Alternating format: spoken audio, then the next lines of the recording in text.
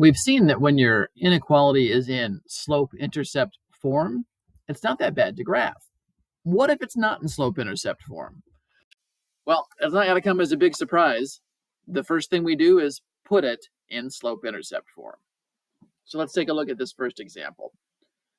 So I'm going to switch over to my blue. We've got a 7x minus 4y is greater than or equal to negative 8. Our goal is to get this y by itself. To start with, we need to make that 7x go away. That'll happen with a subtraction, and it gets moved to the other side. Now make sure you keep that negative 4 in front of the y. And over here, negative 7x minus 8. It's already starting to look a little more like a slope-intercept. Do a division now by the negative 4. We do that to get the y by itself. Now, it's up to you to remember that just like with our earlier inequalities, if you divide by a negative number, you need to remember to change the direction of the inequality sign. So greater than equal switches to less than equal. Over on this side, negative 7 divided by negative 4. That fraction doesn't reduce, but the negatives cancel.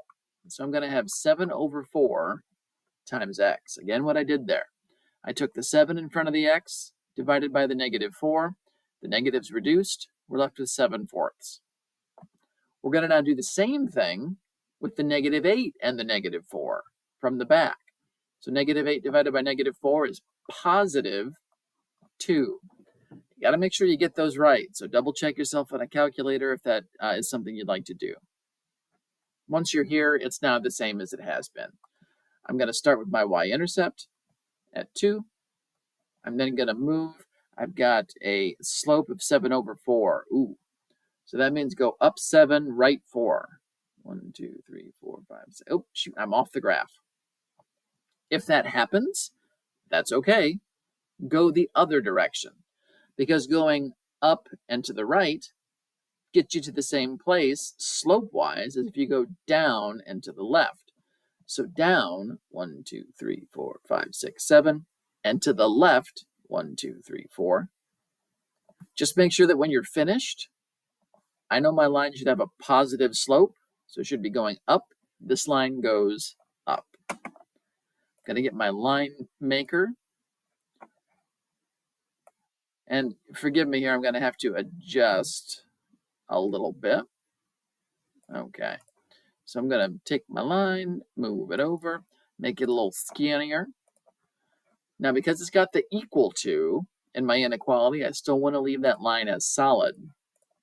So a solid boundary line because those boundary points are included. Which side do we shade on? Well, you got some choices. I think the easiest is you look at the inequality. If y is by itself on the left and you have a less than, we want to shade below. Now, that said, we're still going to check it with a couple of test points. So I'm going to pick one point that's in the region. So I just shaded all of this. Let's pick a point from the yellow. The easiest one, 0, 0. I'm going to call this our test check. Put a 0 in for the x. Put a 0 in for the y. Now, because this is in the shaded part, I want this to turn out to be true. So 0 minus 0, is that in fact greater than or equal to negative 8? Yes, 0 is greater than negative 8. So this one works. So far, so good. Now, let's do a second test check by picking a point that is not in the shaded region. And this time I want to get a false result. So I think I'm going to pick a point over here that's from an axis. So how about negative 4, 0. So a negative 4 in for the x and a 0 in for the y. And this time what I want to get something that is not true. This second test checkpoint is not in the shaded region. I want this to be a false statement in the end. So 7 times negative 4, that's negative 28. 4 times 0. And negative 28 is not greater than negative 8. It's less than negative 8. So this is false. But remember, that's good. This shouldn't be a solution because it was not in our shaded region. Okay, that looks pretty good. Let's go again. Here, I'd like you to try and solve for the y in this one. Do a quick pause and then unpause when you are ready to check things. Begin first with your subtraction. That'll leave us with 4y is less than negative 3x minus 20. And then divide by that 4. Now this time I'm dividing by a positive number, so the inequality stays facing the same direction. Negative 3 divided by 4 is just negative 3/4, so our line will go down this time. And 20 divided by 4 is 5. Let's put our y-intercept on the graph. For the next point, go down 3, right 4, up, but that takes us off the grid. So go up 3, left 4, and you'll achieve the same effect. Just do a quick double check at the end. This should be a negative slope, so my line should go down. This line goes down. We're in good shape. Make our line. Now it's going to be a dashed line this time. Make sure you understand why that is. That's actually pretty good, Schrock. Nicely done. Make it a little skinnier. Make it red. And make it dashed. And I'm going to shorten it up just a little bit. All right. Should we be shading above or below? Looking at where the inequality sign is, it's a less than, so I should be shading below. But let's check it with test points. A test check. Easiest test checkpoint is always 0, 0. So put 0 in for the x, 0 in for the y. We want to see if this is true or false. 0 plus 0 less than negative 20. Is 0 less than negative 20? No, that is false.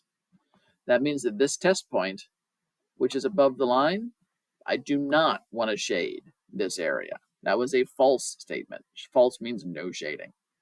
Let's do then a second test check. And we are going to pick now a point from below the line. How about this one? Pick any one you want, but negative 3 comma negative 5. So put a negative 3 in for the x, a negative 5 in for the y. We want to see if we get something true this time. So a negative 9 plus a negative 20. Is that less than negative 20? So this would be a negative 29 over here. And yes, negative 29 is less than negative 20. This test check is true. That's the side of the line I want to shade on, which we kind of knew already. Since that one was below, and here's the thing, my screen closed up, but I need you to trust me there. The shading below the line is what we wanted. So, moral of the story, if it comes out to be the case that you don't have an equation or an inequality rather in slope-intercept form, get it there first.